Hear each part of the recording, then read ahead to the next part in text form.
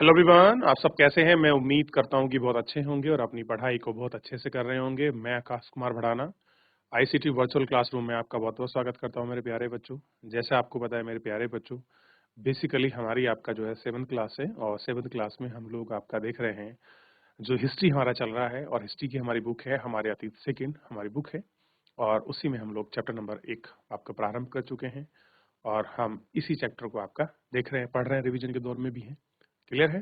तो हम पढ़ेंगे भी, रिवीजन भी कर रहे हैं ताकि हम बच्चे सब चीजें हमको अच्छे से क्लियर हो जाए। ठीक है, चलिए। तो किसी को अगर कोई अपनी क्वेरी है, कोई क्वेश्चन है, तो आप मुझसे मेरे प्यारे बच्चों लाइव जुड़कर चैट के माध्यम से आप मुझसे पूछ सकते हैं। नहीं तो मेरे प्यारे बच्चों हम चलते हैं सीधा डिजिटल बोर्ड पर।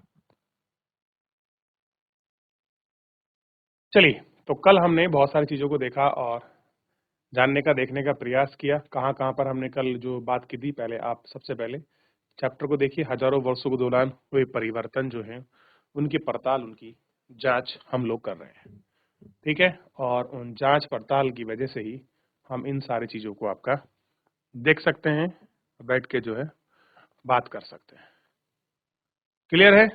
ठीक है, चलिए। इतने महत्वपूर्ण है ये नक्शे, क्यों हो जाते हैं, कैसे हैं, क्या पुरानी शब्दावलियां हैं, क्या कुछ है, कहाँ कहाँ पर कैसा रीजन था, हिंदुस्तान शब्द का प्रयोग किसके लिए गढ़ा गया था, उस शब्द का वास्तव में प्रयोग कहाँ तक हुआ, किस तरीके से जो हिंदुस्तान शब्द है वो आपका देखा गया। इन सारे शब्दों के जो मीनिंग और मायने हैं ये हमने देखने का, जानने का प्रयास किया है और इन मीनिंग और मायने को हम लोग देखते हैं। क्लियर है?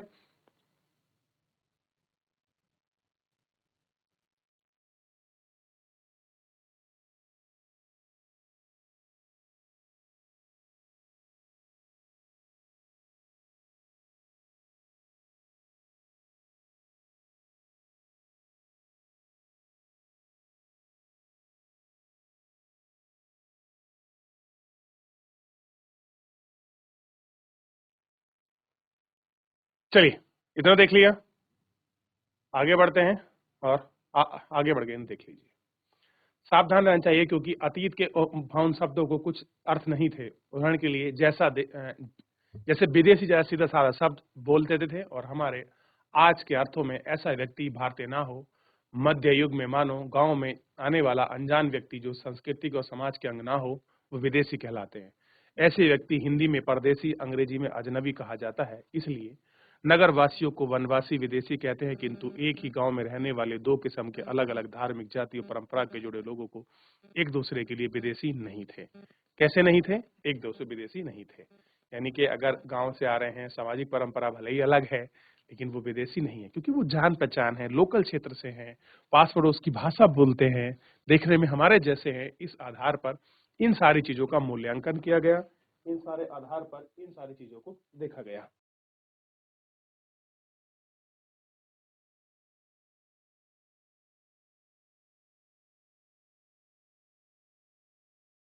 क्लियर है? अब कागज के मूल्य की बात करते हैं। दो प्रसंगों की तुलना कीजिए। 13वीं शताब्दी के माध्यम से एक विद्वान को एक पुस्तक की प्रतिलिपि की जरूरत पड़ी।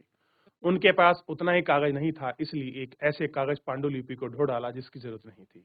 उनके कागज को सुखाकर उसका इस्तेमाल कर दिया गया है। एक सदी के बाद आप अगर सोचते हैं कि खाद्यान्न पर खरीदेंगे तो हो सकता है कि आपकी कीमत अच्छी हो, सुदृढ़ हो, इन तरीके से देख सकें और कागज में आपका लिपटा देते हैं। ठीक है, और इन सबको हम लोग आपका लिपट कर देखते हैं कि क्या कुछ कहाँ कहाँ पर कैसे कैसे है। ठीक है, ये आपको देख रहे हैं।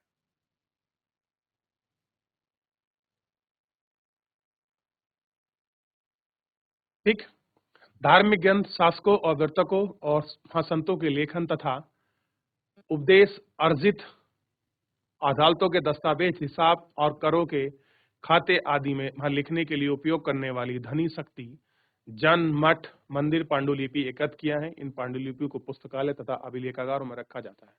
इन पांडुलिपि और दस्तावेज के इतिहासकारों को बहुत सारी जानकारियां मिली हैं, मगर इनके साथ इनका उपयोग कठिन है। कैसा है? इनके साथ इनका जो उपयोग है वो आपका कठिन है। ठीक, अभिलेखागार है, पांडुलिपियां हैं, पुस्तक है, हिसाब है, आपके दस्तावेज है, संतों के वृतांक हैं, ये सारी चीजें, उपदेश हैं, अर्जियां हैं, ये सारी चीज आपको हमको लिखी मिली हैं इन चीजों पर। क्लियर है? अब देखिए, उन दिनों छाप खाने तो नहीं थे। छाप खाने का मतलब समझते हो? छाप खाने का मतलब क्या? जो हम बात कर रहे हैं प्रिंटिंग प्रेस की। भाई एक जमाने में तो आज प्रिंटिंग प्रेस डेवलप है, आप प्रिंटिंग प्रेस से चीजें कर सकते हो, लेकिन पुराने जमाने में आपका प्रिंटिंग प्रेस नहीं थी। क्लियर है? क्या नहीं थी? प्रिंटिंग प्रेस नहीं थी। तो क्या होता था, हम लोग हाथ से लिखते थे। क्लियर हो गया? और हम उनको लिपक बोलते थे। नकल, नकलनबाजी, जो हाथ हाथ देखकर नकल करते हैं।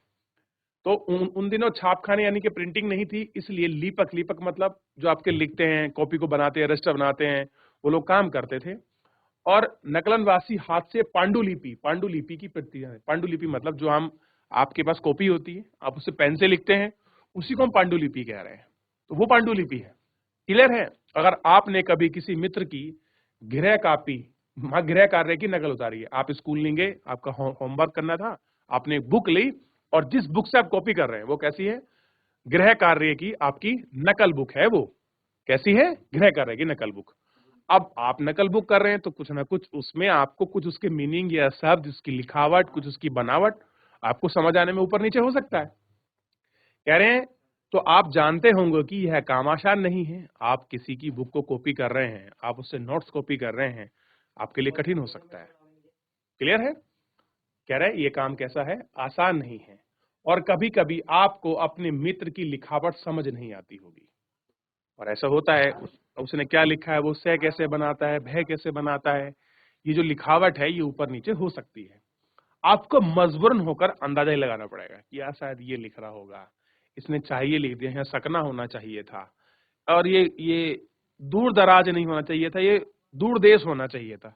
तो हमने क्या करा, उसकी पढ़ाई को और जो लैंग्वेज उसने लिखी है आपके मित्र ने, उसकी कॉपी को होमवर्क करते हुए हमने अपने मुताबिक उसको ट्रांसलेट कर दिया और हमने लिख लिया अपनी बुक में। क्लियर हो गया? हमने उसको लिख लिया। अब ऐसा ही कुछ क्या हुआ है, जो हमारी धार्मिक ग्रंथ हैं, हिस्टोरिकल बुकें हैं, हमारे एविडेंसेस हैं, जब हमने उनको कॉपी किया, हमने उनको लिपक ने उनको लिखा, नकल बनाया, तो हमें क्लियर हो गया कि भैया ऐसा कुछ होता होगा और उन्होंने भी कुछ चीजें चेंज की होंगी। तो हम गृह कार्य की नकल उतारते हैं, तो आप जानते होंगे ये काम आसान नहीं है, और कभी कभी आपको अपने मित्र की लिखावट समझ नहीं आती होगी और आपको मजबूर होकर अंदाजा लगाना पड़ता होगा क्या लिखा जाए। फलस्वरूप आपके लिखे मित्र में क्या लिखें, और कुछ छोटे मोटे लेकिन महत्वपूर्ण अंतर आ जाते हैं। क्या हो जाते हैं कि कुछ इंपॉर्टेंस, जो आपके डिफरेंसेस है वो क्रिएट हो जाते हैं। पांडुलिपि की प्रतिलिपि बनाने में भी कुछ कुछ यूं ही होता है। कह रहे जो हम पांडुलिपि बनाते हैं उसका जो पैटर्न होता है, जो चेंजेस होते हैं, वो भी कुछ ऐसे ही हो जाते हैं। लिपक छोटे मोटे फेरबदल करते चलते हैं, इनका कोई शब्द नहीं है, कोई वाक्य नहीं है। और सरदर आपके लिपियां में प्रतिलिपि बनी रहती हैं। मूल ग्रंथ की विभिन्न विभिन्न महालिपियां एक दूसरे से कैसी अलग थलग हो गई हैं। कुछ कैसे हैं जो ग्रंथी हैं और एक दूसरे से वो चेंज हो जाती हैं, ओवर चेंज, सेपरेट वगैरह ये हो जाती हैं। इसमें सबसे बड़ी गंभीर समस्या उत्पन्न हो गई है। अब क्या हो गई है, लिपक ने कुछ लिखा, उसको कोई शब्द मिला और उसने क्या कर दिया, छोटा मोटा हेर फेर कर दिया। क्या किया? हेर फेर। हेर फेर का मतलब हो सकता है, जैसे मैंने अभी बताया ना, उसको जाना चाह रहा था, वो गया। क्लियर है? दूर दराज की चीजों को उसने विदेशी लिख दिया कि यार दूर दराज मतलब सीमा पार रहा होगा या हमारे राज्य से अलग रहा होगा। तो क्या हुआ, कुछ बदलाव जाने अनजाने में उनसे हो गए। क्लियर हुआ? आ रहा समझ आपको?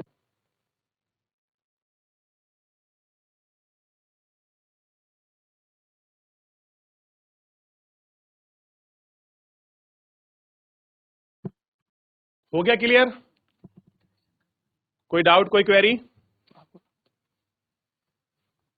चलिए आप एक बार पीछे इसका रिवीजन करें, देखिए कोई डाउट है, क्वेरी आप पूछिए।